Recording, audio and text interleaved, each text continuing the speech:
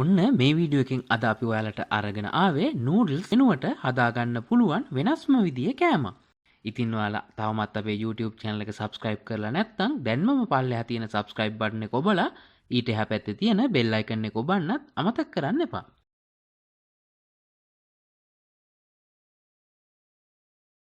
ඔයාලා මුලින්ම මේ විදිහට ලොකු අලගෙඩියක් අරගෙන පොත්ත සුද්ධ කරලා අලගෙඩිය මේ පේන විදිහේ පුංචි තීරු වලට කපා ගන්න.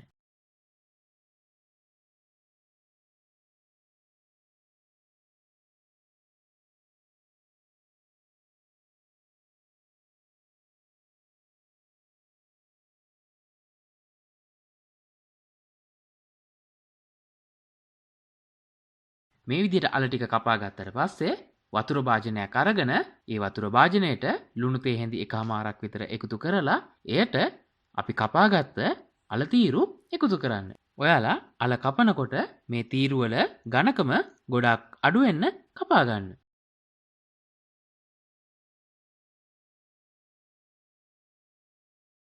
ඊට පස්සේ මේ ලුණු දාපු වතුර එකෙන් අල ටික හොඳට හොදලා අරගන්න.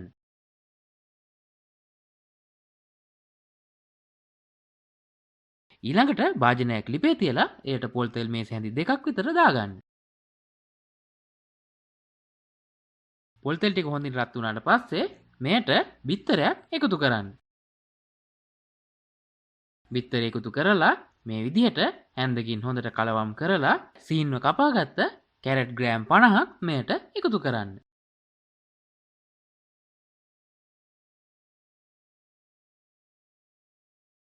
ඊට පස්සේ අපි කපාගත්ත අල එකතු කරන්න. එකතු කරලා හොඳින් කලවම් කරලා රස අණුව ලුණු එකතු කරන්න.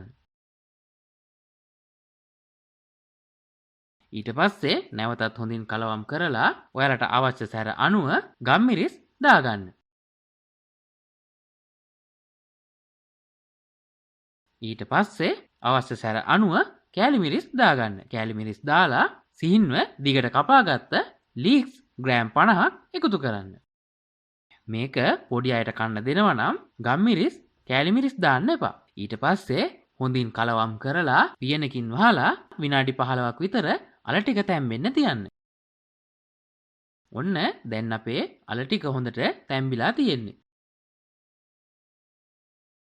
පේනවනේ හොඳ ලස්සන පාටට ඒ වගේම හොඳ රසට මේ කෑම එක තියෙනවා. ඔයාලත් මේ විදිහට හදලා කාලම බලන්නකො කොහොමද රස කියලා. මේ කෑම එකට ගෙදර පුංචි අය නම් ගොඩක් කැමති වෙයි. ඉතින් මේ වගේම වීඩියෝ එක පිළිබඳ ඔයාලගේ අදහස් පහලින් කමෙන්ට් එකක් දාන්න. වීඩියෝ එක හොඳයි කියලා හිතෙනවා නම් යාළුවන්ට බලන්න ෂෙයා කරන්නත් අමතක කරන්න එපා.